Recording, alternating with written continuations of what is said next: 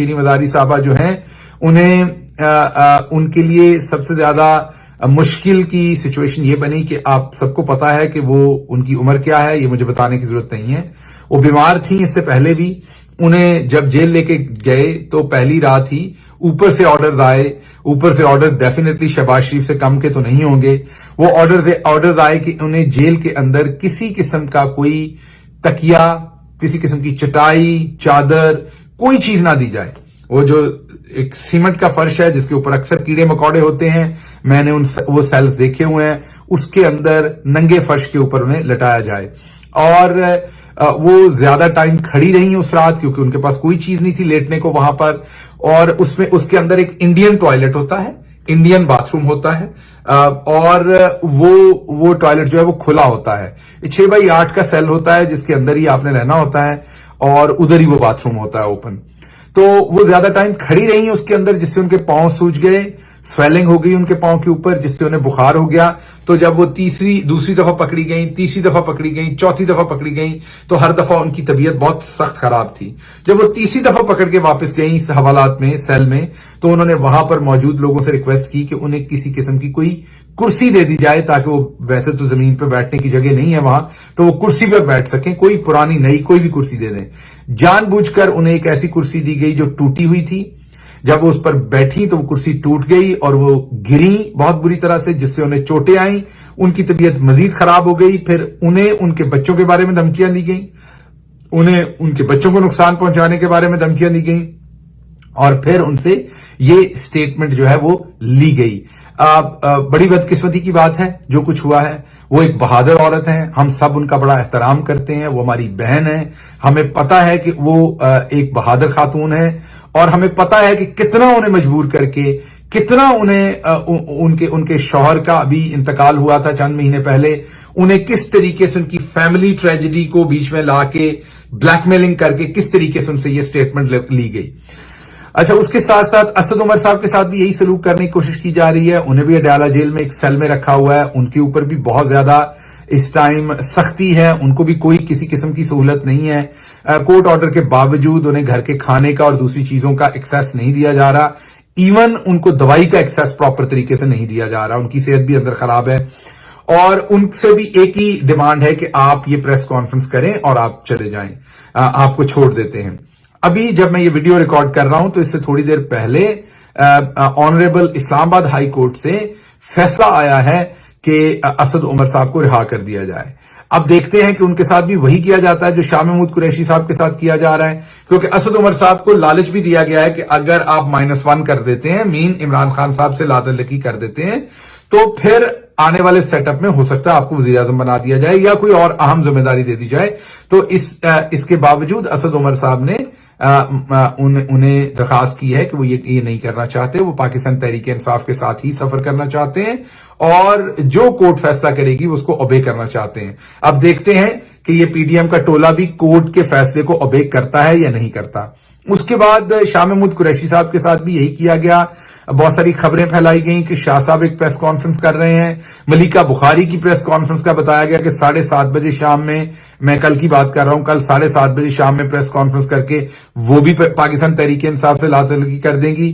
جو یہ دونوں خبریں غلط ہوئیں. وجہ اس کی جمشید چیمہ صاحب اور مسرت جمشید چیمہ صاحب کی بیگم ہے، سرگودا میں رہتی ہیں، جو ان کی پہلی شادی ہے. ان کے تھرو انہیں مجبور کیا گیا، انہیں بلیک میل کرنے کی کوشش کی گئی ان کے بچوں کو، اور ان سے یہ سٹیٹمنٹ لینے کی کوشش کی گئی. اسی طریقے سے جو فیض کموکا صاحب ہیں فیصل آباد سے، انہیں بھی مجبور کر کے ان سے یہ سٹیٹمنٹ لی گئی. تو یہ سارا what is the method behind this all madness. Method یہ ہے یہ رانا ثناء اللہ اور ٹولے کا میتھڈ یہ ہے اس کے پیچھے کہ تمام جو مین اکابرین ہیں پاکستان تحریک انصاف کے، ان سے پاکستان تحریک انصاف کو خیر آباد کہلوا دیا جائے. وہ تمام چھوڑ دیں. جیسے ہی وہ چھوڑ دیں، عمران خان کو آئسولیٹ کر دیا جائے، اکیلا کر دیا جائے ایک سائٹ کے اوپر، اور اس کے ساتھ ساتھ کینگرو کورٹس میں سے ان کے خلاف جعلی جو مقدمے بنائے جا رہے ہیں اس ٹائم، ان میں سے کسی میں سے انہیں نااہل کر دیا جائے. اب جب یہ سارے اکابرین چلے جائیں گے تو نہ یہ الیکشن لڑیں گے پی ٹی آئی سے، عمران خان کو نااہل کر کے ان کو بھی الیکشن نہ لڑنے دیا جائے، اور پھر اکتوبر میں الیکشن اناؤنس کر دیے جائیں اور الیکشن کروا کے اسی چوروں کے ٹولے کو دوبارہ سے حکومت میں بٹھا دیا جائے. یہ پرپز ہے, یہ آبجیکٹو ہے. اب ہم اس میں سے انالیسز رن کرتے ہیں, دونوں امیجن کر لیتے ہیں. پہلی بات تو ایسا ہوگا نہیں, عمران خان اپنے امیدوار تمام کے تمام کھڑے کریں گے.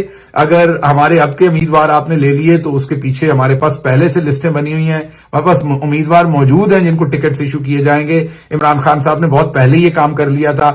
آپ نمبر 2 چوائس ہماری لے لیں گے, ہمارے پاس نمبر 3 چوائس موجود ہوگی, اس پہ بھی کام عمران خان صاحب نے بہت اچھے طریقے سے کر کے رکھا ہوا ہے بہت مہینے پہلے, کیونکہ ہمیں پتا تھا کہ آپ یہ کرنے والے ہیں.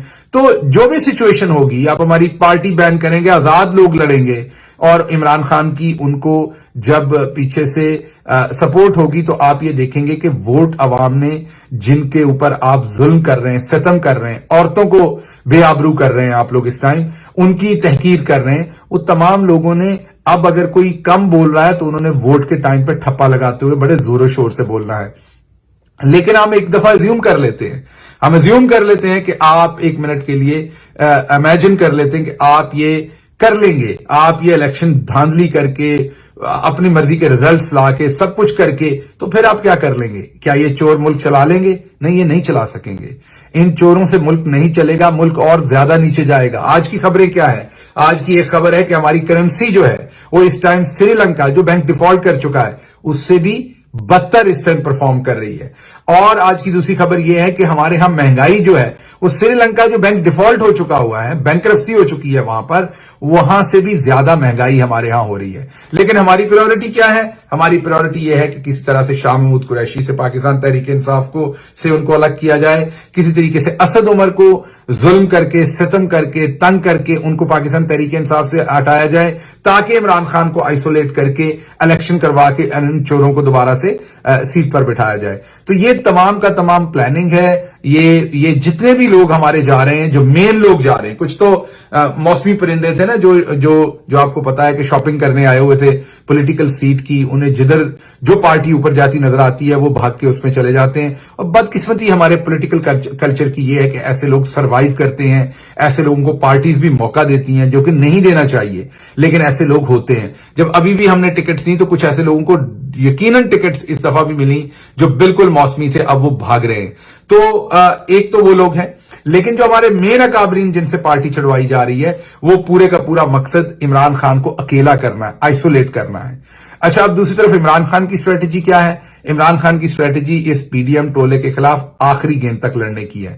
میں نے آپ کو بتایا کہ وہ پہلے سے اس چیز کو فورسی کر پا رہے تھے کہ یہ کسی نہ کسی طریقے سے ہمارے لوگوں کو یا نااہل کریں گے, یا جعلی اینٹی کرپشن کے پرچے بنائیں گے, جعلی احتساب کے پرچے بنائیں گے. تو اس صورت میں انہوں نے پہلے سے کوشش یہ کی ہوئی تھی کہ وہ کسی طریقے سے پہلے سے اپنے لیے تھوڑی سی سپیس بنائیں, پہلے سے اپنے لیے تھوڑی سی اپنے امیدواران جو ہیں ان کی نمبر 1, نمبر 2, نمبر 3, نمبر 4 جو چوائسز ہیں وہ لیں, اور انہوں نے اس کے اوپر کافی کام کیا ہوا ہے. تو اس لیے کوئی بہت زیادہ فرق نہیں پڑنے والا پاکستان تحریک انصاف کو. انشاءاللہ آپ دیکھیں گے کہ پاکستان تحریک انصاف جو ہے وہ الیکشن میں بھی جائے گی. عمران خان صاحب اپنے لوگوں کو الیکشن میں اتاریں گے, اور اکتوبر میں جو یہ بلی چھچڑوں کا خواب دیکھ رہی ہے کہ اکتوبر میں الیکشن کروا کے سارے بڑے لیڈرز کو سائڈ پہ کر کے اور عمران خان صاحب کو اکیلا کر کے تو یہ الیکشن ہرا دیا جائے گا, یہ بھی ممکن نہیں ہو سکے گا.